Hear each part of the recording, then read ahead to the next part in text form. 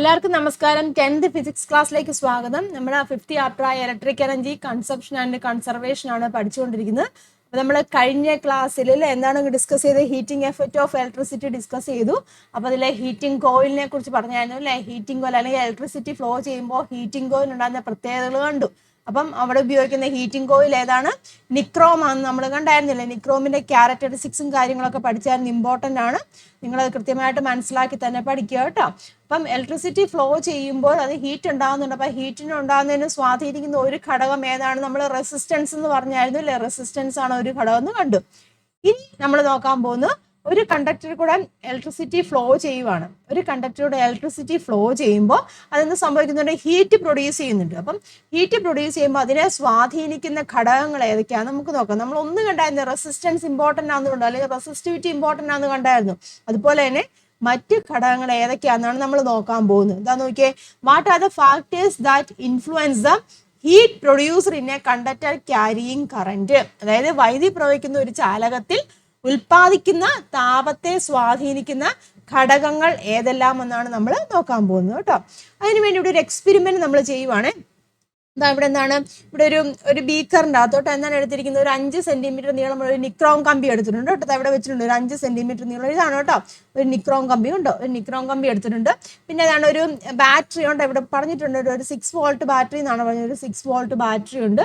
അതുപോലെ തന്നെ എന്താണ്, ഇവിടെ ഒരു ട്യൂബിലാണ്, ഒരു ബോയിലിംഗ് ട്യൂബിന് അതിനകത്ത് വെള്ളം എടുത്തിട്ടുണ്ട്. ഏകദേശം ഒരു 20 ml വെള്ളം എഴുതിയിരിക്കുന്നു കേട്ടോ. 20 ml വെള്ളവും എടുത്തിട്ടുണ്ട്. മനസ്സിലാകുന്നല്ലോ. അപ്പൊ അതിലേക്ക് പിന്നെ എന്താണ്, ഒരു തെർമോമീറ്റർ ഇവിടെ ഉണ്ട്. ഇതൊരു തെർമോമീറ്റർ ആണ്. ഇപ്പൊ നിക്രോം കമ്പിയും തെർമോമീറ്ററും അതിലേക്ക് താഴ്ത്തി വെക്കുകയാണ് ചെയ്തിരിക്കുന്നത്. ഇവിടെ റിയോസ്റ്റാറ്റ് ഉണ്ട്. ഇത് റിയോസ്റ്റാറ്റ് ആണ് കേട്ടോ. റിയോസ്റ്റാറ്റ് എന്തിനു വേണ്ടി ഉപയോഗിക്കുന്നത്? നമ്മുടെ ലാസ്റ്റ് ഇയർ പഠിച്ചതാണ് അല്ലേ. സർക്യൂട്ടിലേക്കൂടെ എന്താണ് കറണ്ട് വേരി ചെയ്യാൻ വേണ്ടി, സർക്യൂട്ടിൽ ഫ്ലോ ചെയ്യുന്ന കറണ്ട് വേരി ചെയ്യാൻ വേണ്ടിയാണ് നമ്മൾ റിയോസ്റ്റാറ്റ് ഉപയോഗിക്കുന്നത്. മനസ്സിലാകുന്നല്ലോ. അപ്പം ഈ റിയോസ്റ്റാറ്റ് അഡ്ജസ്റ്റ് ചെയ്തിട്ട് നമ്മൾ എന്താണ് കറണ്ട് വേരി ചെയ്യുന്നു. അപ്പോൾ അതിന് കറസ്പോണ്ടിങ് ആയിട്ടുള്ള ടെമ്പറേച്ചർ നമുക്ക് ഈ തെർമോമീറ്ററിൽ നമുക്ക് മനസ്സിലാക്കാൻ സാധിക്കും. അതാണ് എക്സ്പെരിമെന്റ്. ക്ലിയർ ആയല്ലോ. അപ്പോൾ നമ്മൾ ഒരു നിക്രോം കമ്പി എടുത്തു, ഒരു തെർമോമീറ്റർ എടുത്തു, അത് വെള്ളത്തിൽ 20 ml വാട്ടർ എടുത്ത് വെള്ളത്തിൽ മുക്കി വെച്ചിരിക്കുകയാണ്. ഒരു 6 വോൾട്ട് ബാറ്ററി എടുത്തു. പിന്നെ റിയോസ്റ്റാറ്റ് അഡ്ജസ്റ്റ് ചെയ്തിട്ട് നമ്മൾ കറണ്ട് ചേഞ്ച് ചെയ്യുന്നു. മനസ്സിലാവുന്നല്ലോ. അപ്പൊ ആദ്യമേ നമ്മൾ എക്സ്പെരിമെന്റ് തുടങ്ങുന്നതിന് മുന്നേ നമ്മൾ ഈ വെള്ളത്തിന്റെ ടെമ്പറേച്ചർ ഒന്ന് മെഷർ ചെയ്യുവാണ്. ഇപ്പൊ നമുക്ക് നോർമൽ ടെമ്പറേച്ചർ ആയിട്ട് എടുക്കാം കേട്ടോ. നമ്മൾ ഇപ്പം നമ്മുടെ റൂം ടെമ്പറേച്ചർ ഉണ്ടല്ലോ, റൂം ടെമ്പറേച്ചർ ആയിട്ടുള്ള ടെമ്പറേച്ചർ എടുക്കാം. സപ്പോസ് ഒരു എത്രയാണ് 28 ഡിഗ്രി എടുക്കാം കേട്ടോ. എക്സ്പെരിമെന്റ് ചെയ്യുന്നതിന് മുന്നേ, അതായത് അവിടെ കറണ്ട് ഫ്ലോ ചെയ്യുന്നതിന് മുന്നേ നമ്മൾ റൂം ടെമ്പറേച്ചർ ഒരു 28 ഡിഗ്രി സെൽഷ്യസ് ആക്കി എടുത്തു. മനസ്സിലായല്ലോ. ഇനി നമ്മൾ റിയോസ്റ്റാറ്റ് അഡ്ജസ്റ്റ് ചെയ്തിട്ട് കറണ്ട് അവിടെ ഒരു 0.5 ആംപിയർ ആക്കുവാണ്. ക്ലിയർ ആയല്ലോ. റിയോസ്റ്റാറ്റ് അഡ്ജസ്റ്റ് ചെയ്തിട്ട് കറണ്ട് 0.5 ആംപിയർ ആക്കി. അപ്പം അതിന് കറസ്പോണ്ടിങ് ആയിട്ടുള്ളത് ടെമ്പറേച്ചർ നമുക്കറിയാം. നോർമലി ടെമ്പറേച്ചർ എത്രയായിരുന്നു? 28 ഡിഗ്രി ആയിരുന്നു അല്ലേ. അപ്പം റിയോസ്റ്റാറ്റ് അഡ്ജസ്റ്റ് ചെയ്തിട്ട് നമ്മൾ 0.5 ആംപിയർ കറണ്ട് ആക്കിയപ്പോൾ അവിടുത്തെ ടെമ്പറേച്ചർ ഏകദേശം ഒരു 32 ഡിഗ്രി ആണെന്ന് ചോദിച്ചു. 32 ഡിഗ്രി സെൽഷ്യസ് ആയി. ക്ലിയർ ആയല്ലോ. പിന്നെ നമ്മൾ റിയോസ്റ്റാറ്റ് അഡ്ജസ്റ്റ് ചെയ്ത് കറണ്ട് അവിടെ കൂട്ടി. 0.5 ആയിരുന്നു, 1 ആംപിയർ ആക്കി. മനസ്സിലായല്ലോ. അപ്പൊ നമുക്ക് ഈ തെർമോമീറ്റർ കാണാൻ സാധിക്കും ഏകദേശം ഒരു 38 ഡിഗ്രി സെൽഷ്യസ് നമുക്ക് കാണാൻ സാധിക്കും. ഓക്കെ ആണല്ലോ. പിന്നെ നമ്മൾ റിയോസ്റ്റാറ്റ് അഡ്ജസ്റ്റ് ചെയ്തിട്ട് കറണ്ട് പിന്നെയും കൂട്ടി 1.5 ആംപിയർ ആക്കി. അപ്പൊ നമുക്ക് കാണാൻ സാധിക്കും ഒരു 46 ഡിഗ്രി സെൽഷ്യസ്. മനസ്സിലായല്ലോ. ഒരു 46 ഡിഗ്രി സെൽഷ്യസ് അവിടെ ടെമ്പറേച്ചർ വന്നതായിട്ട് നമുക്ക് കാണാൻ സാധിക്കും. ക്ലിയർ ആയല്ലോ. അപ്പൊ ഇതിൽ എന്താണ് മനസ്സിലാക്കാൻ സാധിച്ചത്? നമ്മൾ കറണ്ട് കൂടുന്നുണ്ട്, കറണ്ട് കൂട്ടി അല്ലെ. കറണ്ട് കൂട്ടിയപ്പോൾ നമുക്ക് പറയാൻ സാധിക്കും, അതായത് കറണ്ട് ഇൻക്രീസ് ചെയ്തു, കറണ്ട് കൂട്ടിയപ്പോൾ ടെമ്പറേച്ചറിന് എന്ത് സംഭവിച്ചു? Temperature is also increases. മനസ്സിലായല്ലോ. അപ്പൊ കറണ്ട് കൂട്ടിയപ്പോൾ ടെമ്പറേച്ചർ കൂടി. ടെമ്പറേച്ചർ കൂടുകയെന്ന് പറഞ്ഞാൽ എന്താ ഉദ്ദേശിക്കുന്നത്? അവിടെ താപമല്ലേ. ടെമ്പറേച്ചർ കൂടുകയെന്ന് പറഞ്ഞാൽ താപമാണ് അല്ലെ, ഹീറ്റും ആണ് അവിടെ പ്രൊഡ്യൂസ് ചെയ്തത്. ക്ലിയർ ആയല്ലോ. അപ്പൊ എന്താണ്, ഹീറ്റ് ഇവിടെ പ്രൊഡ്യൂസ് ചെയ്യാനുള്ള ഒരു കാരണം ഏതാണ്? കറണ്ട് കൂട്ടിയത് കൊണ്ടല്ലേ. ഈ കറണ്ട് അവിടെ കൂട്ടിയത് കൊണ്ടാണ് ടെമ്പറേച്ചർ കൂടിയത്. അതായത് ഹീറ്റ് അവിടെ പ്രൊഡ്യൂസ് ചെയ്യാൻ, അല്ലെങ്കിൽ ഹീറ്റ് അവിടെ കൂടാൻ കാരണം എന്താണ്? ഇവിടെ കറണ്ട് കൂട്ടിയപ്പോഴാണ്. മനസ്സിലായല്ലോ. അപ്പൊ നമുക്ക് ഇവിടെ എന്ത് പറയാം? Heating effect of electric current increases എന്ന് പറയാം ഇല്ലേ. ഇലക്ട്രിക് കറന്റിന്റെ ഹീറ്റിംഗ് എഫക്റ്റ്, ഇലക്ട്രിസിറ്റി കൊടുത്തു കഴിഞ്ഞപ്പോൾ ഹീറ്റിംഗ് എഫക്റ്റ് ഇൻക്രീസ് ചെയ്തു ഇല്ലേ. ഹീറ്റിംഗ് എഫക്റ്റ് എന്ന് പറയുമ്പോൾ ഹീറ്റിംഗ് എഫക്റ്റ് എന്ന് എഴുതാം കേട്ടോ. ഹീറ്റിംഗ് എഫക്റ്റ് അതായത് ടെമ്പറേച്ചർ, ഹീറ്റിംഗ് എഫക്റ്റ് ഇൻക്രീസ് ചെയ്തു. എന്ത് ചെയ്തപ്പോ? കറന്റ് ഇല്ലേ, കറന്റ് ഇൻക്രീസ് ചെയ്തപ്പോൾ ഹീറ്റിംഗ് എഫക്റ്റ് എന്താണ് അവിടെ?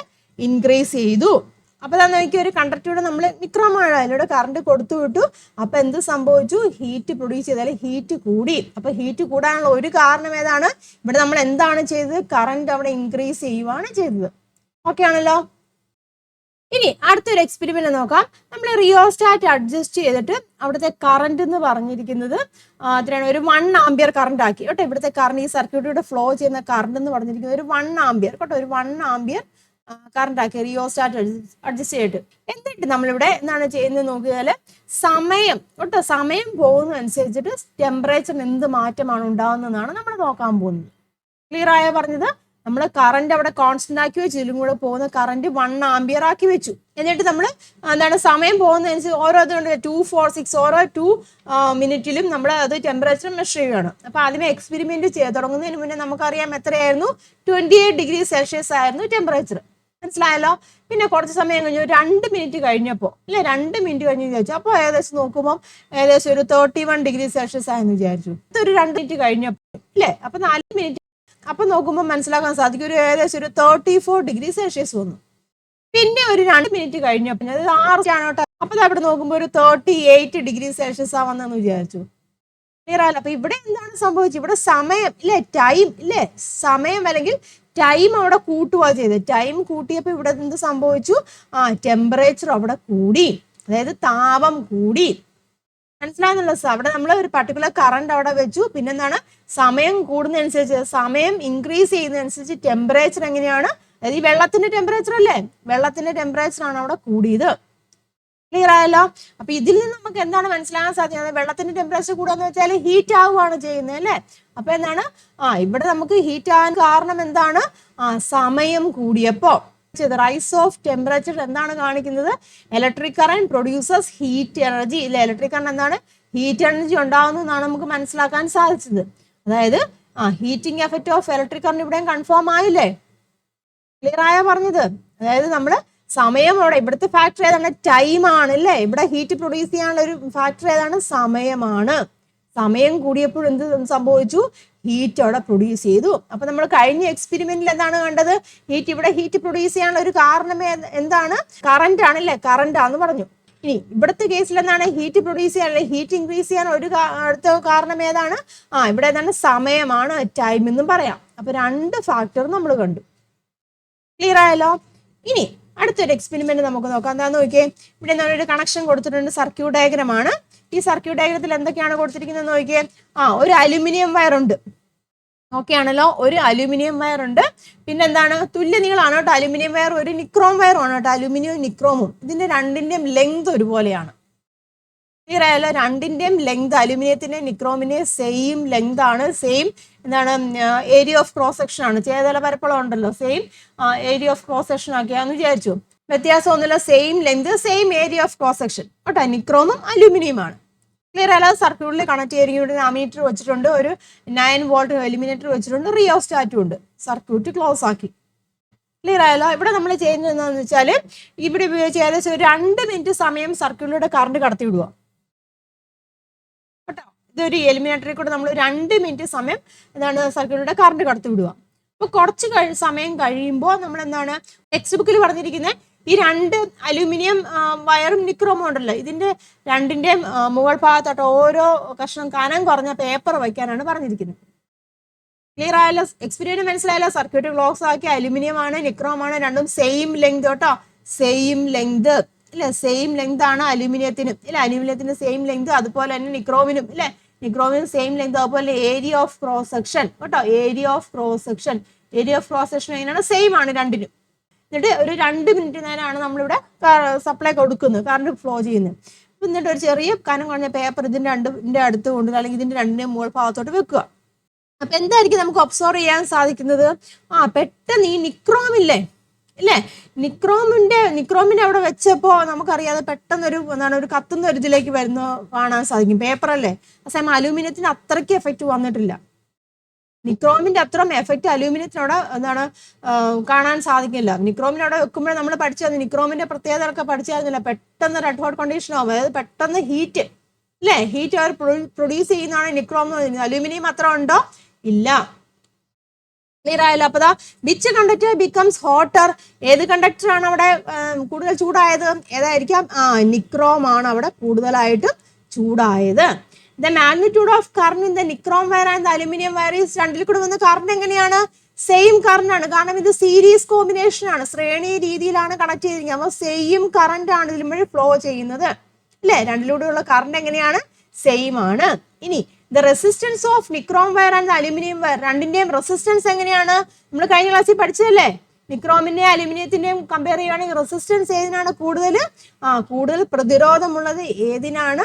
നിക്രോമിനാണ്. അതായത് രണ്ടിന്റെയും റെസിസ്റ്റൻസ് അവിടെ എങ്ങനെ ഡിഫറെന്റ് ആണ്. ക്വസ്റ്റ്യൻ കണ്ടോ? The resistance of nichrome wire and aluminium wire is different ആണ്. എവിടെ ഏതിനാണ് റെസിസ്റ്റൻസ് കൂടുതൽ? നിക്രോമിനാണ് റെസിസ്റ്റൻസ് കൂടുതൽ. എത്രയും പെട്ടെന്ന് ചൂടാവുന്ന ഏതാണ്? നിക്രോമാണ് അല്ലെ? അതിന് കാരണം നമ്മൾ പഠിച്ച ഹൈ റെസിസ്റ്റിവിറ്റി ഒക്കെ ഉണ്ടെന്ന് നമ്മൾ കഴിഞ്ഞ ക്ലാസ്സിൽ പഠിച്ചതാണ്. അപ്പം ഏത് വെച്ചപ്പോഴാണത് പേപ്പർ പെട്ടെന്ന് ഇതായത്? നിക്രോമിലേക്ക് വെച്ചപ്പോഴാണ് പേപ്പർ ചൂടായത്. അപ്പൊ ഇതിൽ നമുക്ക് എന്ത് മനസ്സിലാക്കാൻ സാധിക്കും? ഇവിടെ ഹീറ്റ് കൂടുതൽ പ്രൊഡ്യൂസ് ചെയ്തതാണ് നിക്രോമാണ് അല്ലേ? അപ്പൊ അതിന് കാരണം എന്താണ്? നിക്രോമിന്റെ റെസിസ്റ്റൻസ് അല്ലേ? അലുമിനിയത്തിനേക്കാളും നിക്രോമിന്റെ റെസിസ്റ്റൻസ് അവിടെ കൂടുതലാണ്. ക്ലിയർ ആയല്ലോ? അപ്പം മറ്റൊരു ഫാക്ടർ, ഹീറ്റ് പ്രൊഡ്യൂസ് ചെയ്യാനുള്ള മറ്റൊരു ഫാക്ടർ ഏതാണ്? റെസിസ്റ്റൻസ് എന്ന് പറയാം അല്ലെ? റെസിസ്റ്റൻസ് ആണ് മറ്റൊരു ഫാക്ടർ, ഹീറ്റ് പ്രൊഡ്യൂസ് ചെയ്യാനുള്ള മറ്റൊരു ഫാക്ടർ. ക്ലിയർ ആയല്ലോ? അപ്പൊ ആദ്യമേ നമ്മൾ കണ്ടായിരുന്നു ആദ്യത്തെ ഫാക്ടർ എന്താണ്? കറന്റ് ഒരു ഫാക്ടർ ആണെന്ന് കണ്ടു. പിന്നെ നമ്മൾ എന്താണ് കണ്ടത്? കറന്റ് കോൺസ്റ്റന്റ് ആക്കി സമയം കൂട്ടി, അപ്പോഴും ഹീറ്റ് പ്രൊഡ്യൂസ് ചെയ്തു അല്ല? അപ്പൊ ഈ മൂന്ന് കേസിലും എന്താണ്? ടെമ്പറേച്ചർ അല്ലെങ്കിൽ ഹീറ്റ് അവിടെ കൂടുകയാണ് ചെയ്യുന്നത്. അപ്പം ഹീറ്റിനെ ഡിപ്പെൻഡ് ചെയ്യുന്ന ഫാക്ടേഴ്സ് ഏതൊക്കെയാ നമുക്ക് പറയാം? റെസിസ്റ്റൻസ് ഉണ്ട്, കറന്റ് ഉണ്ട്, അതുപോലെ തന്നെ സമയവുമുണ്ട്. ക്ലിയർ ആയാലോ? അപ്പൊ ഈ മൂന്ന് ഫാക്ടേഴ്സ് ആണ് ഹീറ്റ്.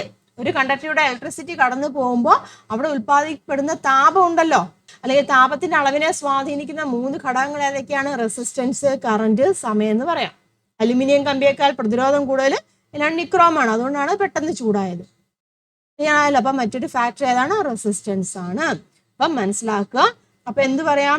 ഒരു കണ്ടക്ടറിലൂടെ ഇലക്ട്രിസിറ്റി ഫ്ലോ ചെയ്യുവാണെന്നുണ്ടെങ്കിൽ the factors influence the quantity of heat produced in a current carrying conductor.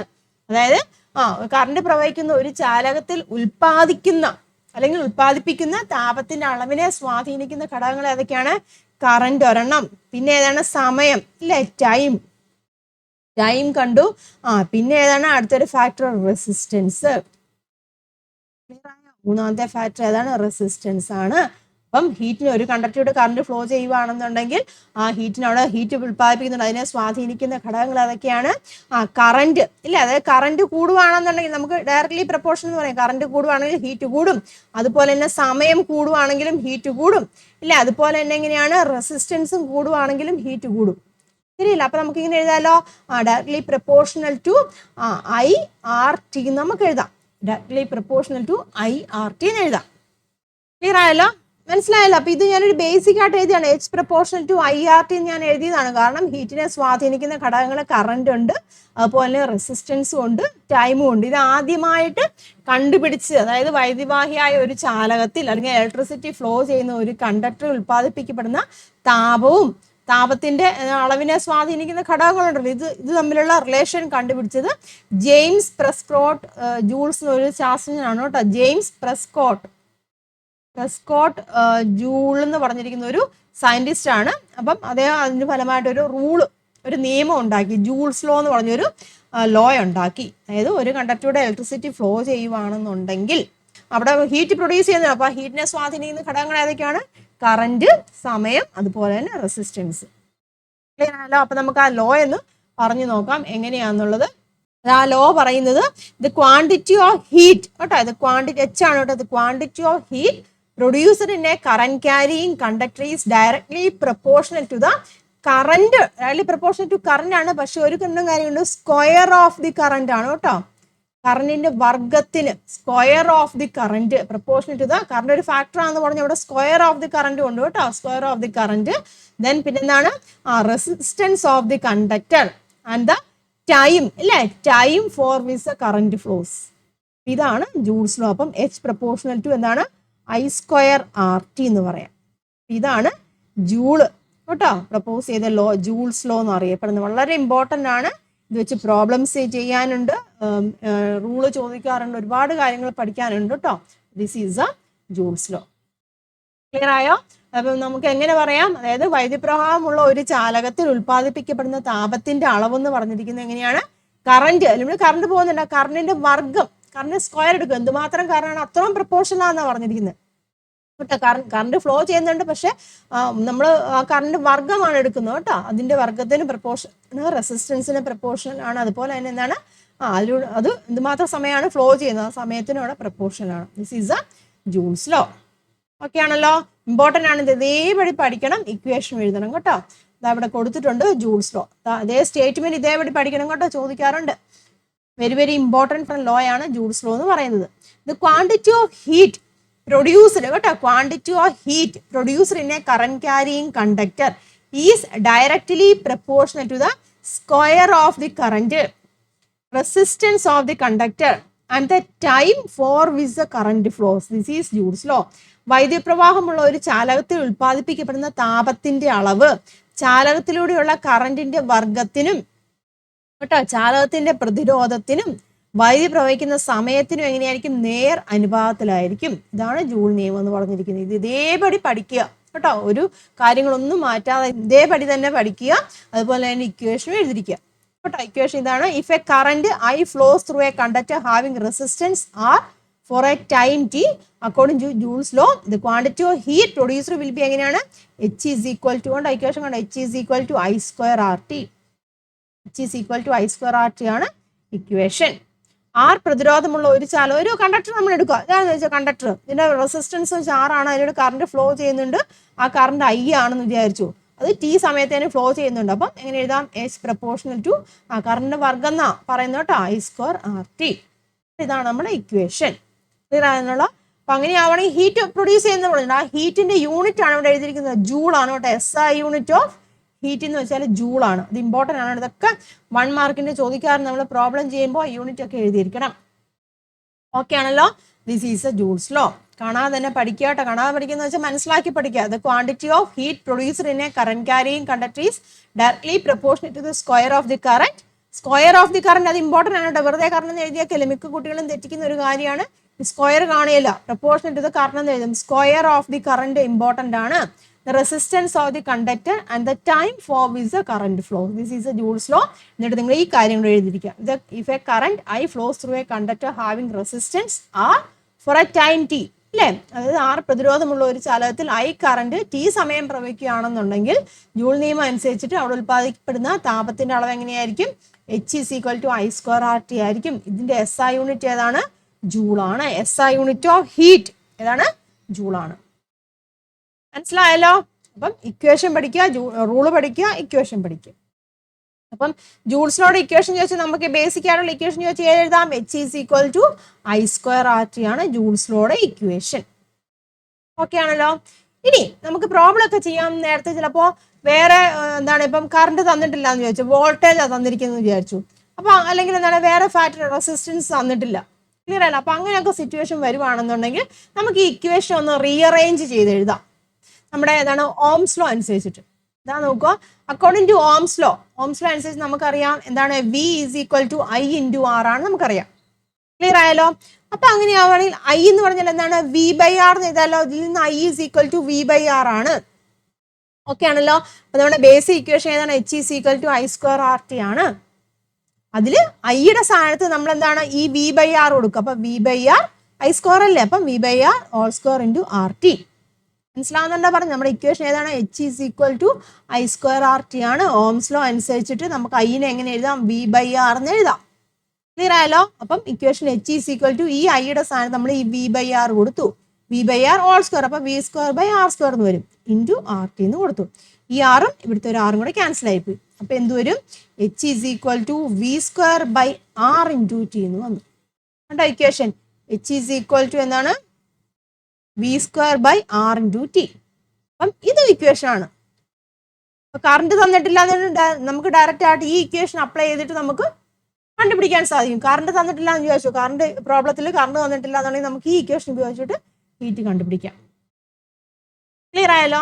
ഇനി അതുപോലെ തന്നെ ഓംസ് ലോ അനുസരിച്ചിട്ട് നമുക്കറിയാം V = IR അല്ലേ. അത് നമുക്ക് ആറിന്റെ റിലേഷൻ എഴുതാമല്ലോ ഇല്ലേ. ആർ എങ്ങനെ എഴുതാം? R = V/I എന്ന് എഴുതാം ഇല്ലേ. അപ്പൊ നമ്മുടെ ഇക്വേഷൻ H = I²RT അതെ നോക്കിയേ. ഈ ആർ ഉണ്ടല്ലോ, ഈ ആറിന്റെ സ്ഥാനത്ത് ഞാൻ ഈ V/I കൊടുക്കുക. H = I² × ആറിന്റെ സ്ഥാനത്ത് V/I കൊടുത്തു. V/I × T. ഈ ഐയും ഈ ഐയും ക്യാൻസൽ ആയിട്ട് പോയി. അപ്പം എന്ത് വരും? H = IVT or H = VIT. Resistance തന്നിട്ടില്ല എന്ന് ചോദിച്ചാൽ ഇക്വേഷൻ്റെ അകത്ത് നമ്മൾ പ്രോബ്ലം ചെയ്യുമ്പോൾ അല്ലേ, ഇക്വേഷൻ അല്ല ക്വസ്റ്റിൻ്റെ അകത്ത് പ്രോബ്ലം ചെയ്യുമ്പോൾ R തന്നിട്ടില്ല എന്നുണ്ടെങ്കിൽ നമുക്ക് ഈ ഇക്വേഷൻ അപ്ലൈ ചെയ്യാം. H = V/T അപ്ലൈ ചെയ്യാം. അപ്പം ഇത് 3 ഇക്വേഷൻ ഏതാണ്? ജൂൾസ് ലോയുടെ ഇക്വേഷൻ ആണ്. കാണാതെ തന്നെ പഠിച്ചോളൂ കേട്ടോ. ഏതൊക്കെയാണ്? H = മെയിൻ ഇക്വേഷൻ ഇതാണ്, I²RT ആണ്. Then that also is equal to V²/R × T. Small T ആണ് കേട്ടോ, ക്യാപിറ്റൽ ടി എഴുതല്. സ്മോൾ ടി ആണ് ടൈമിനെ റെപ്രസെന്റ് ചെയ്യുന്നത്. ക്യാപിറ്റൽ ടി എന്ന് വെച്ചാൽ ടെമ്പറേച്ചറിനെയാണ് കേട്ടോ. ദെൻ അനദർ ഇക്വേഷൻ ഈസ് ഏതാണ്? VIT. ഇത് 3 ഇക്വേഷൻ നമുക്ക് പ്രോബ്ലം ചെയ്യാൻ ആവശ്യമായിട്ടുള്ളതാണ് കേട്ടോ. അപ്പം എങ്ങനെ ചെയ്താലും നമുക്ക് ആൻസർ കിട്ടും. അപ്പൊ ഇച്ചിരി എളുപ്പത്തിന് നമുക്ക്, ഞാൻ പറഞ്ഞില്ലേ, R തന്നിട്ടില്ല എന്നുണ്ടെങ്കിൽ VI ഉണ്ടെന്നുണ്ടെങ്കിൽ നമുക്ക് എളുപ്പത്തിന് ചെയ്യാം. അല്ലെങ്കിൽ VIയും ചെയ്തിട്ട് വേണമെന്നുണ്ടെങ്കിൽ നമുക്ക് എന്താണ് ഇക്വേഷൻ ഉണ്ടല്ലോ, R സബ്സ്റ്റിറ്റ്യൂട്ട് ചെയ്തിട്ട് വേണമെങ്കിൽ ചെയ്യാം. അപ്പൊ ഇച്ചിരി ഒരു സ്റ്റെപ്പും കൂടെ കൂടും. അപ്പൊ അതിനേക്കാളും ഈസി ആയിട്ട് R തന്നിട്ടില്ലെങ്കിൽ Vയും Iയും ഉണ്ടെന്നുണ്ടെങ്കിൽ നമുക്ക് VIT ഉപയോഗിച്ചിട്ട് പ്രോബ്ലം ചെയ്യാൻ സാധിക്കും. ഓക്കെ ആണല്ലോ. അപ്പം ഇതാണ് നമ്മുടെ ജൂൾസ് ലോ എന്ന് പറഞ്ഞിരിക്കുന്നത്. അപ്പം അതിന്റെ എന്താണ് ലോ പഠിക്കുക, ഇക്വേഷൻ പഠിക്കുക. അപ്പൊ പ്രധാനമായിട്ട് ഇവിടെ ഓർക്കേണ്ട ഒരു കാര്യം എന്ന് വെച്ചാൽ എന്താണ്, നമ്മുടെ ഒരു കണ്ടക്ടറുടെ ഇലക്ട്രിസിറ്റി ഫ്ലോ ചെയ്യുമ്പോൾ അത് ഹീറ്റ് ഉണ്ടാകുന്നുണ്ട്. അപ്പൊ ഹീറ്റിനെ സ്വാധീനിക്കുന്ന ഘടകങ്ങൾ ഏതൊക്കെയാണ്? കറന്റും ടൈമും റെസിസ്റ്റൻസും ആണ്. അപ്പൊ അത് 3 കൂടെ റിലേറ്റ് ചെയ്തിട്ടാണ് നമ്മൾ ജൂൾസ് ലോ ഉണ്ടാക്കിയിരിക്കുന്നത്. ജൂൾസ് ലോയുടെ സ്റ്റേറ്റ്മെന്റ് പഠിച്ചു, അതിന്റെ ബേസിക് ഇക്വേഷൻ പഠിച്ചു. പിന്നെ ഹീറ്റിന്റെ യൂണിറ്റ് ഏതാണ്? ജൂളാണ്. പിന്നെ മറ്റ് 2 ഇക്വേഷനും. അപ്പൊ നിങ്ങൾ ഇങ്ങനെ അങ്ങ് ഇക്വേഷൻ പഠിച്ചു. H = I²RT, V²/R × T, VIT അങ്ങനെ തന്നെ പഠിക്കുക. ഓക്കെ ആണല്ലോ. അപ്പം അങ്ങനെയാവുകയാണെങ്കിൽ നമുക്ക് പ്രോബ്ലം ചെയ്ത് നോക്കാം. അപ്പൊ നമുക്ക് ഇച്ചിലൂടെ കാര്യങ്ങളൊക്കെ മനസ്സിലാവും കേട്ടോ. നോക്കാം പ്രോബ്ലം. ഇവിടെ ഒരു ക്വസ്റ്റ്യൻ കൊടുത്തിട്ടുണ്ട്, നോക്കുക. എന്താണ്? A current of 0.5 ampere flows through a conductor with 100 ohm resistance for 5 minutes. എന്താണ്? 100 ഓം പ്രതിരോധമുള്ള ഒരു ചാലകത്തിൽ കൂടി 0.5 ആംപിയർ വൈദ്യുതി 5 മിനിറ്റ് സമയം പ്രവഹിക്കുന്നു. മനസ്സിലായോ? ഒരു കണ്ടക്ടർ ആണ്. ആ കണ്ടക്ടറിന്റെ റെസിസ്റ്റൻസ് തന്നിട്ടുണ്ട്. എത്രയാണ് റെസിസ്റ്റൻസ്? തന്നിരിക്കുന്ന കാര്യങ്ങൾ എടുത്തെഴുതുക. റെസിസ്റ്റൻസ് എന്ന് പറഞ്ഞിരിക്കുന്നത് 100 ഓം ആണ്. പിന്നെ തന്നെ സമയം തന്നിട്ടുണ്ടല്ലോ, 5 മിനിറ്റ് എന്നാണ് തന്നിരിക്കുന്നത്. 5 മിനിറ്റ് സമയം തന്നിട്ടുണ്ട്. ദെൻ പിന്നെ എന്താണ്? കറണ്ട് എന്ന് പറഞ്ഞ് തന്നിട്ടുണ്ട്. കറണ്ട് എത്രയാണ്? 0.5 ആംപിയർ ആണ്. എന്താണ് കണ്ടുപിടിക്കേണ്ടത്? What will be the quantity of heat produced. നമുക്ക് H ആണ് നമുക്ക് അവിടെ കണ്ടുപിടിക്കേണ്ടത്. ആദ്യമേ കണ്ടുപിടിക്കണ്ടേ. മനസ്സിലാകുന്നല്ലോ. അപ്പൊ തന്നിരിക്കുന്ന കാര്യങ്ങൾ ഇങ്ങനെ എടുത്തെഴുതുമ്പോൾ നിങ്ങൾ നോക്കണം ഇതെല്ലാം സ്റ്റാൻഡേർഡ് യൂണിറ്റിലാണോ എന്നുള്ളത്. സമയം 5 മിനിറ്റിലല്ലേ തന്നിരിക്കുന്നത്. അതിനെ നമ്മൾ സെക്കൻഡിലേക്ക് കൺവേർട്ട് ചെയ്യണം കേട്ടോ. എങ്ങനെയാണ്? 5 × 60 അത് കൺവേർട്ട് ചെയ്തിട്ട് വേണം ചെയ്യാൻ. അപ്പൊ എത്ര വരും? 300 എന്ന് വരും കേട്ടോ. 300 സെക്കൻഡ് എന്ന് പറയും സമയം കേട്ടോ. ഇങ്ങനെ കൺവേർട്ട് ചെയ്തിട്ട് വേണം നമുക്ക് എന്താണ് ഇക്വേഷൻ ഉപയോഗിക്കാൻ പാടുള്ളൂ. അപ്പൊ ഇവിടെ എന്തൊക്കെ തന്നിട്ടെന്ന് നോക്കിയേ. R തന്നിട്ടുണ്ട്, I ഉണ്ട്, T ഉണ്ട്. അപ്പൊ നമുക്ക് ഹീറ്റ് കണ്ടുപിടിക്കാമല്ലോ. ഏതാണ് നമ്മുടെ ഇക്വേഷൻ? Iയും Rയും Tയും ആണെങ്കിൽ നമുക്ക് ഇക്വേഷൻ ഉപയോഗിക്കാം. I² × RT നമുക്ക് അപ്ലൈ ചെയ്യാം. ശരിയല്ലേ? ഡയറക്റ്റ് ആയിട്ട് നമുക്ക് അപ്ലൈ ചെയ്യാലോ. അപ്പൊ എത്ര വരും നോക്കാം. That is equal to I എത്രയാണ്? 0.5 ആണ് അല്ലേ. 0.5 ഹോൾ². I² ആണ് കേട്ടോ.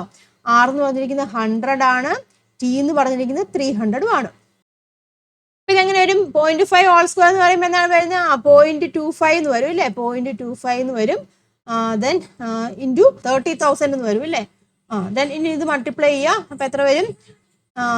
7500 എന്ന് വരും കേട്ടോ. പോയിന്റ് എല്ലാം മാറ്റി കഴിയുമ്പോൾ 7500 എന്ന് വരും ഇല്ലേ. ഇതാണ് ഹീറ്റ് എല്ലാം കണ്ടുപിടിച്ചത്. അപ്പൊ യൂണിറ്റ് ഏതാണ്? ജൂള്. ഇങ്ങനെ എഴുതിയിരിക്കണം കേട്ടോ. അപ്പം 7500 ജൂൾ എന്ന് ഉണ്ട്. ക്ലിയർ ആയല്ലോ. നമ്മുടെ A പാർട്ടാണ് ചെയ്തോട്ടെ. അതിൻ്റെ ഒരു B പാർട്ടും കൂടെ ഉണ്ട്. ഓക്കെ ആണല്ലോ. എങ്ങനെയാ സ്റ്റെപ്പ് വഴി ചെയ്ത് മനസ്സിലായല്ലോ. ഇനി അടുത്ത എന്താണ്? If a current of 1 ampere flows through this conductor for 5 minutes what will be the quantity of heat produced. എന്താണ് B പാർട്ട് ചോദിച്ചിരിക്കുന്നത്? കറന്റ് ഇല്ലേ. കറന്റ് ഇവിടുത്തെ കറന്റ് എത്രയാണ്? 1 ആംപിയർ കറന്റ് ആണ് അല്ലേ. സമയം എത്രയാണ്? 5 മിനിറ്റ് തന്നെ. സെയിം സമയം ഇല്ല 5 മിനിറ്റ് ആണ്, അതായത് 300 സെക്കൻഡ്. സെയിം സമയമാണ്, പക്ഷെ കറണ്ട് അവിടെ കൂട്ടി. ഇവിടെ 0.5 അല്ലായിരുന്നു, കാരണം അവിടെ ഇരട്ടിയാക്കി 1 ആംപിയർ ആക്കി. അപ്പൊ അവിടുത്തെ ഹീറ്റ് കണ്ടുപിടിക്കണം. കണ്ടക്ടർ സെയിം കണ്ടക്ടർ, അപ്പൊ റെസിസ്റ്റൻസ് സെയിം തന്നെ. അപ്പം I²RT തന്നെയാണ് നമ്മുടെ ഇക്വേഷൻ വരുന്നത്. I എന്ന് വെച്ചാൽ 1 ആയി ഇല്ലേ, 1² ആയി. 1² ഇൻറ്റു 100 ഇൻറ്റു സമയം എത്രയാണ് 300. മനസ്സിലായല്ലേ? അപ്പൊ എത്രയാണ് വരുന്നത് 3000. അപ്പൊ എത്രയാണ് 30,000 ജൂൾ എന്ന് വന്നു അല്ലേ, ഹീറ്റ് 30,000 ജൂൾ എന്ന് വന്നു. ഓക്കെ ആണല്ലോ. അപ്പൊ ഇവിടെ എന്താണ് വ്യത്യാസം വന്നത്? സെയിം കണ്ടക്ടർ ആണ്, സെയിം സമയമാണ് ഇല്ലേ. റെസിസ്റ്റൻസും അതുപോലെ തന്നെ എന്താണ് സമയവും അവിടെ എങ്ങനെയാണ് സെയിം ആണ്. പക്ഷെ രണ്ടാമത്തെ കേസിൽ എന്താണ് കറന്റ് കൂട്ടി ഇല്ലേ. സെക്കൻഡ് കേസിൽ കറന്റ് കൂട്ടിയപ്പോ ഹീറ്റ് എന്തോരായി? ഇവിടെ 7500 ആയിരുന്നു ഇല്ലേ. 7500 അല്ലേ, 7500ന്റെ എത്ര മടങ്ങായി? ഏകദേശം 4 മടങ്ങായില്ലേ, ശരിയല്ലേ? ഏകദേശം 4 മടങ്ങായില്ലേ. 7500 ഇൻറ്റു 4 എന്ന് പറയുമ്പോൾ 30,000 അല്ലേ വരുന്നത്. അപ്പൊ കറണ്ട് ഇരട്ടിയാക്കിയപ്പോ, മനസ്സിലാവുന്നുണ്ടോ? കറണ്ട് ഇരട്ടിയാക്കിയപ്പോ എന്താണ് സംഭവിച്ചത്? അവിടെ ഉൽപ്പാദിക്കപ്പെടുന്ന ഹീറ്റിന്റെ അളവ് എങ്ങനെയായി? 4 മടങ്ങ് കൂടി. അപ്പൊ നമുക്ക് എന്ത് എഴുതാം? കറണ്ട് ഡബിൾ ചെയ്തപ്പോ എന്ത് സംഭവിച്ചു? ഹീറ്റ് എങ്ങനെയായി? ഹീറ്റ് 4 ടൈംസ് ഇല്ലേ. ഹീറ്റ് ഇൻക്രീസസ് എത്രയാണ്? 4 ടൈംസ് എന്ന് പറയാം അല്ലേ. 4 മടങ്ങ് എന്താണ് അവിടെ കറണ്ട് അവിടെ കൂടിയെന്ന് പറയാം. മനസ്സിലായല്ലോ? ഇനി അങ്ങനെ ആവുകയാണെന്നുണ്ടെങ്കിൽ, ഇനി ഇതാ നോക്കിയാൽ ചോദിച്ചിരിക്കുകയാണ്, വേറൊരു ക്വസ്റ്റ്യൻ ഞാൻ ഇവിടെ പറയാണ്. ഇനി കറണ്ട് പകുതിയായി കുറഞ്ഞു, അപ്പൊ എന്താണ് അവിടെ സംഭവിക്കുന്നത്? മനസ്സിലായോ? ക്വസ്റ്റ്യൻ മനസ്സിലായോ? അതായത് കറണ്ട് ഇവിടെ പകുതിയാക്കി. കറണ്ട് പകുതി എന്ന് വെച്ചാൽ കറണ്ട് I/2 ആക്കി. മനസ്സിലായല്ലോ? കറണ്ട് എന്ന് വെച്ചാൽ I/2 ആയി കേട്ടോ. I/2 ആയപ്പോൾ അവിടെ ഹീറ്റ് എന്തോരായെന്നാണ് ചോദിച്ചിരിക്കുന്നത്. മനസ്സിലായല്ലോ? അപ്പൊ നമുക്കത് ചെയ്ത് നോക്കാം കേട്ടോ. നിങ്ങളുടെ ടെക്സ്റ്റിൽ തന്നെ അത് ക്വസ്റ്റ്യൻ ആയിട്ട് കൊടുത്തിട്ടുണ്ട്. When current was doubled the heat produced in the conductor becomes 4 times. അങ്ങനെ ആവുകയാണെങ്കിൽ what happens to the heat produced if the current is half എന്നാണ് ചോദിച്ചിരിക്കുന്നത്. കറണ്ട് പകുതിയാക്കിയപ്പോൾ എന്താണ് സംഭവിച്ചിരിക്കുന്നത് എന്നാണ് നമുക്കവിടെ ചോദിച്ചത്. നമുക്ക് നോർമലി നമുക്കൊരു കോമൺ സെൻസ് ഉപയോഗിച്ച് നോക്കിയാൽ മനസ്സിലാക്കാൻ സാധിക്കും. അല്ലാതെ നിങ്ങൾക്ക് ചെയ്ത് നോക്കുകയാണെന്നുണ്ടെങ്കിൽ നമുക്കറിയാം നമ്മുടെ ഇക്വേഷൻ ഏതാണ്? H is equal to I²RT എന്നാണല്ലോ നമ്മുടെ ഇക്വേഷൻ എന്ന് പറഞ്ഞിരിക്കുന്നത്. ഇവിടെ എന്താണ് കറണ്ട് ഡബിൾ ആക്കി എന്ന് പറഞ്ഞു. അപ്പൊ കറണ്ട് ഡബിൾ ആക്കുമ്പോൾ ഹീറ്റിന് എന്ത് സംഭവിക്കുന്നു നോക്കിയേ. കറണ്ട് ഡബിൾ ആക്കുമെന്ന് പറയുമ്പോൾ എന്താണ് ഉദ്ദേശിക്കുന്നത്? 2I അല്ലെ, 2I the whole square into RT. 2I the whole square എന്താണ്? 4I²RT അല്ലെ, 4I²RT. അതായത് ഇത് H ആണ്. അതായത് that is equal to 4 into I²RT എന്ന് വെച്ചാൽ ഓൾറെഡി എന്താണ് H ആണ് ഇല്ലേ. അപ്പൊ എന്താണ് ഇവിടെ കറണ്ട് ഡബിൾ ആക്കിയപ്പോൾ എന്താണ് 4 ടൈംസ് ഇല്ലേ. ഹീറ്റ് എന്താണ് ഇവിടെ I²RT ഓൾറെഡി ഈ I²RT തന്നെയാണ്, ഹീറ്റ് തന്നെയാണ്. അപ്പം 4 മടങ്ങ് ഹീറ്റ് പ്രൊഡ്യൂസ് ചെയ്തു. ഇനി അടുത്ത എന്താണ് ചോദിച്ചിരുന്നത്? കറണ്ട് അവിടെ പകുതിയാക്കി, അതായത് I/2 ആക്കി. I/2 കണ്ടോ, I/2 ആക്കി. I/2 the whole square into RT എന്ന് എഴുതി. ഇതാ നോക്കുക, I²/4 into RT. I²RT എന്ന് വെച്ചാൽ എന്താണ്? ഹീറ്റ് ആണ് അല്ലേ, ഹീറ്റ് ആണല്ലോ. അതേ ഡിവൈഡ് ബൈ 4 എന്ന് പറയാം. ക്ലിയർ ആയല്ലോ? അപ്പം ഇതെന്ന് പറഞ്ഞാൽ ആദ്യത്തെ ഹീറ്റ് ആണ്. നമ്മൾ കറണ്ട് ഡബിൾ ചെയ്തപ്പോൾ ഉണ്ടായ ഹീറ്റിന് നമുക്ക് അതാണ് H⁻ എന്നും എല്ലാം കൊടുക്കുക. അതിവിടെ ആയപ്പോൾ ഇങ്ങനെ പുതിയ ഹീറ്റിന് എത്രയാണ്? 4 മടങ്ങായി, പഴയതിന് 4 മടങ്ങായി. ഇവിടെ നമ്മൾ H⁻ എന്ന് കൊടുക്കുകയാണെന്നുണ്ടെങ്കിൽ പഴയ ഹീറ്റിന് ഏതാണ്? 4/1 എന്ന് പറയാം. 1/4 ഓഫ് അല്ലേ, മനസ്സിലാവുന്നുണ്ടോ? ക്വാർട്ടേർഡ് എന്ന് പറയാം അല്ലെ. 4/1 നമുക്ക് കുറഞ്ഞു എന്ന് നമുക്ക് പറയാം. ഇതാണ് ഇവിടെ കൊടുത്തിരിക്കുന്നത് കേട്ടോ. So what happen to heat produce if the current is hard. Current പകുതിയായപ്പോൾ എന്തായി? 4/1 ക്വാർട്ടേർഡ് ആയി. അവിടുത്തെ പുതിയ ഹീറ്റ് എന്ന് പറയുന്നത് H⁻ കേട്ടോ. H⁻ എന്ന് പറഞ്ഞിരിക്കുന്നത് എന്തായിട്ട് മാറി? പകുതിയായി. അപ്പൊ ഇങ്ങനെയുള്ള ക്വസ്റ്റ്യൻസും ചോദിക്കാം കേട്ടോ. പകുതിയാക്കുക, അല്ലെങ്കിൽ കറണ്ട് ഇരട്ടിയാക്കുന്നു, കറണ്ട് 3 ഇരട്ടിയാക്കുന്നു. അപ്പൊ നിങ്ങൾ ഈ ഒരു മെത്തേഡ് ചെയ്യുക. നമ്മുടെ ബേസിക് ഇക്വേഷൻ ഇതാണെന്നറിയാം അല്ലേ. കറണ്ട് ഡബിൾ ആക്കിയപ്പോൾ പുതിയ ഹീറ്റ് എന്തായിട്ട് H⁻ എന്ന് കൊടുക്കുക. H⁻ എന്നും എല്ലാം കൊടുക്കുക. അതെന്തായി? 2I² ഇങ്ങനെ എഴുതുക. അപ്പം എത്രയായി? 4H ആയി, 4 ഇരട്ടിയായി. ഇനി കറണ്ട് പകുതിയാക്കിയപ്പോഴുള്ള കറണ്ട് എങ്ങനെയായി? നമ്മൾ ചെയ്ത് നോക്കുക. I²RT എന്ന് വെച്ചാൽ നമ്മുടെ ബേസിക് ഇക്വേഷൻ ആണ്. അപ്പം അത് 4/1 ആയി. അപ്പൊ ക്ലിയർ ആയല്ലോ? കറണ്ട് ഇരട്ടിയാക്കിയപ്പോൾ 4 മടങ്ങായി. കറണ്ട് പകുതിയാക്കിയപ്പോൾ എന്തായിട്ട് മാറി? 4/1 ആയിട്ട് മാറി. അവിടെ ഉണ്ടാകുന്ന ഹീറ്റ് എന്ന് പറഞ്ഞിരിക്കുന്നത്. ക്ലിയർ ആയല്ലോ? ഇനി അടുത്തൊരു ക്വസ്റ്റ്യൻ നോക്കാമേ. ഓക്കെ, ഇത് resistance of A heating appliance operating at a 230 volt is 920 ohm. What is the quantity of heat produced in 10 minutes? Question മനസ്സിലായോ? 230 വോൾട്ടിൽ പ്രവർത്തിക്കുന്ന ഒരു താപനോപകരണത്തിന്റെ പ്രതിരോധം എന്ന് പറഞ്ഞിരിക്കുന്നത് 920 ഓം ആണെങ്കിൽ 10 മിനിറ്റിൽ ഉൽപ്പാദിപ്പിക്കുന്ന താപത്തിന്റെ അളവ് കണ്ടുപിടിക്കാനാണ് ചോദിച്ചിരിക്കുന്നത്. ഫസ്റ്റ് മനസ്സിലായല്ലോ. ഇതാ നമുക്ക് തന്നിരിക്കുന്ന കാര്യങ്ങളൊക്കെ ആദ്യമേ ഒന്ന് എടുത്തെഴുതാം. ഇല്ല, എന്തൊക്കെയാണ് തന്നിരിക്കുന്ന കാര്യങ്ങൾ? എന്താണ്, വോൾട്ടേജ് തന്നിട്ടുണ്ട് അല്ലേ, വി തന്നിട്ടുണ്ട്. എത്രയാണ്? 230 വോൾട്ട് എന്ന് തന്നിട്ടുണ്ട്. റെസിസ്റ്റൻസ് എത്രയാണ് തന്നിരിക്കുന്നത്? 920 ഓം എന്ന് തന്നിട്ടുണ്ട് അല്ലേ. സമയം ടി എന്ന് വെച്ചാൽ 10 മിനിറ്റ് ആണ് കേട്ടോ. മിനിറ്റ് എന്ന് പറഞ്ഞാൽ കണ്ടാൽ അന്നേരം തന്നെ നമുക്ക് സെക്കൻഡിലേക്ക് കൺവേർട്ട് ചെയ്യണം. 10 × 60 കേട്ടോ. അപ്പൊ എത്ര ആയിരുന്നു? 600 സെക്കൻഡ് എന്ന് തോന്നുന്നു സമയം. അപ്പൊ വി ആറ് ടി നമുക്കിവിടെ കണ്ടുപിടിക്കേണ്ട ഏതാണ്? എച്ച് എല്ലിനെ കണ്ടുപിടിക്കുക, ഹീറ്റ് ആണ്. അപ്പൊ നോക്കിയേ, വി ഉണ്ട്, ആർ ഉണ്ട്, ടി ഉണ്ട്. അപ്പൊ ഏത് ഇക്വേഷൻ അപ്ലൈ ചെയ്യാം? നമ്മൾ 3 ഇക്വേഷൻ പഠിച്ചായിരുന്നല്ലോ, I²RT ഇല്ലേ. നമ്മൾ 3 ഇക്വേഷൻ പഠിച്ചായിരുന്നു. എച്ചിന്റെ 3 ഇക്വേഷൻ ഏതൊക്കെയാണ്? H = I²RT കണ്ടു. ഇതെന്താണ്? V²/R × T കണ്ടു. പിന്നെ ഏതാണ്? VIT കണ്ടു. അപ്പൊ തന്നിരിക്കുന്ന കാര്യങ്ങൾ വെച്ച് നമുക്ക് ഏത് ഇക്വേഷൻ അപ്ലൈ ചെയ്യാം? ഇവിടെ ഏതാണ്? അതാ ഈ ഇക്വേഷൻ ഇല്ലേ, അതായത് H = ഈ ഇക്വേഷൻ അപ്ലൈ ചെയ്യാലോ. വിയും ആറും ഇല്ലേ, വിയും ആറും ടി ഉണ്ട്. നമുക്ക് എളുപ്പത്തിൽ നമുക്ക് ഈ ഇക്വേഷൻ അപ്ലൈ ചെയ്യാം. അപ്പൊ ഏതാണ്? H = V²/R × T. അപ്പൊ നമ്മൾ ഈ ഫസ്റ്റ് ഇക്വേഷനിലും ചെയ്താലും കിട്ടും.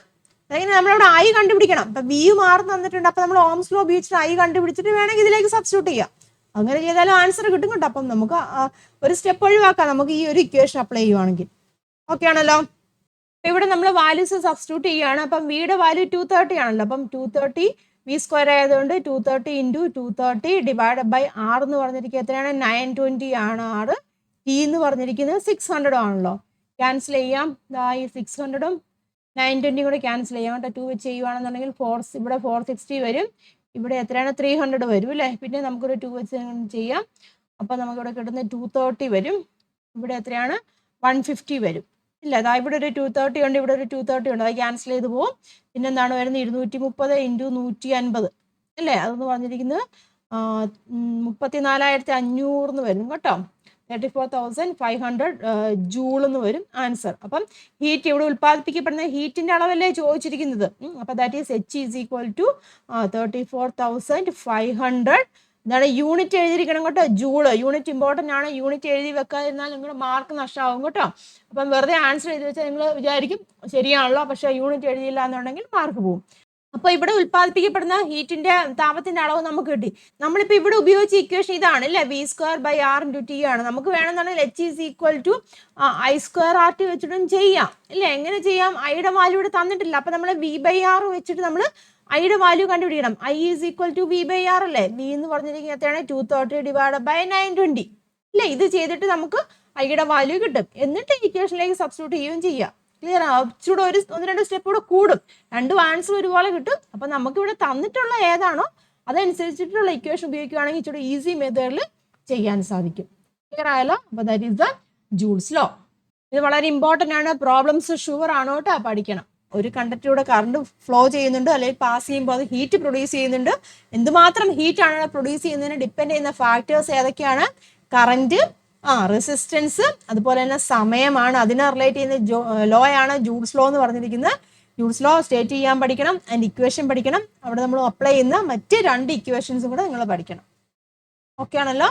പിന്നെ ഇതിപ്പോൾ ഈ ഇക്വേഷനുമായിട്ട് റിലേറ്റ് ചെയ്യുന്നതാണ് കറണ്ട് ഹാഫ് ആകുമ്പോൾ എന്ത് സംഭവിക്കുന്നുള്ളൂ അല്ലേ, അല്ലെങ്കിൽ കറണ്ട് ഡബിൾ ആകുമ്പോൾ എന്ത് സംഭവിക്കുന്നു അല്ലേ. അതൊക്കെ മിക്കപ്പോഴും ചോദിക്കുന്ന ഒരു ക്വസ്റ്റ്യൻ ആണ് കേട്ടോ. അതാ ഈ ഒരു എന്താണ് നമ്മൾ മുമ്പേ കണ്ടില്ലായിരുന്നു, ഹാഫ് ആകുമ്പോൾ എന്താണ് സംഭവിക്കുന്നത് എന്നുള്ളത്. കറണ്ട് ഹാഫ് ആകുമ്പം അല്ലെങ്കിൽ എന്താണ് കറണ്ട് ഡബിൾ ആകുമ്പോൾ ഹാഫ് ആകുമ്പോൾ എന്ത് സംഭവിക്കുന്നു. ഇത് മിക്കപ്പോഴും ഈ ഒരു ക്വസ്റ്റ്യൻ ഉണ്ടല്ലോ, ഇത് ഇമ്പോർട്ടൻ്റ് ആണ്. ഇതുപോലത്തെ ക്വസ്റ്റ്യൻ, ഇതേ വാല്യൂ എന്നല്ല, ചിലപ്പോൾ വാല്യൂസ് അങ്ങോട്ടും ഇങ്ങോട്ടും മാറ്റിത്തരാം. അപ്പം ഇതുപോലത്തെ ക്വസ്റ്റ്യൻസ് ഒക്കെ മിക്കപ്പോഴും ചോദിക്കുന്നതാണ്. കാര്യങ്ങൾ മനസ്സിലാക്കി കൃത്യമായിട്ട് പഠിക്കുക. ഓക്കെ ആണല്ലോ. ഈ ഒരു സെക്ഷൻ ജൂൾസ് ലോ പറഞ്ഞ കാര്യങ്ങളൊക്കെ ഫോളോ ചെയ്ത് പഠിക്കുക. പ്രോബ്ലംസ് ഒക്കെ നിങ്ങൾ എഴുതി തന്നെ പഠിക്കണം കേട്ടോ. ക്വസ്റ്റ്യൻ എഴുതി വെച്ച് തന്നെ ചെയ്ത് നോക്കണം. തന്നിരിക്കുന്ന കാര്യങ്ങളൊക്കെ എടുത്ത് എഴുതി വെച്ച് തന്നെ ചെയ്ത് നോക്കുക കേട്ടോ. എന്തെങ്കിലും ഡൗട്ട് ഉണ്ടെന്നുണ്ടെങ്കിൽ ചോദിക്കുക. വാട്സപ്പ് ഗ്രൂപ്പിലൊക്കെ ജോയിൻ ചെയ്യുക. പിന്നെ കൂടുതൽ പ്രോബ്ലംസ് ഉണ്ട്, നമുക്ക് നെക്സ്റ്റ് വീഡിയോയിൽ ഡിസ്കസ് ചെയ്യാം. എല്ലാവർക്കും വീഡിയോ ഉപകാരമായിട്ട് തോന്നുന്നുണ്ടെങ്കിൽ ലൈക്ക് ചെയ്യുക, അഭിപ്രായങ്ങളൊക്കെ കമൻറ്റ് ചെയ്യുക. നിങ്ങളുടെ മാക്സിമം നിങ്ങളുടെ ഫ്രണ്ട്സിലേക്കും ഷെയർ ചെയ്യുക കേട്ടോ. നെക്സ്റ്റ് വീഡിയോയിൽ കാണാം. എല്ലാവർക്കും നന്ദി, നമസ്കാരം. താങ്ക്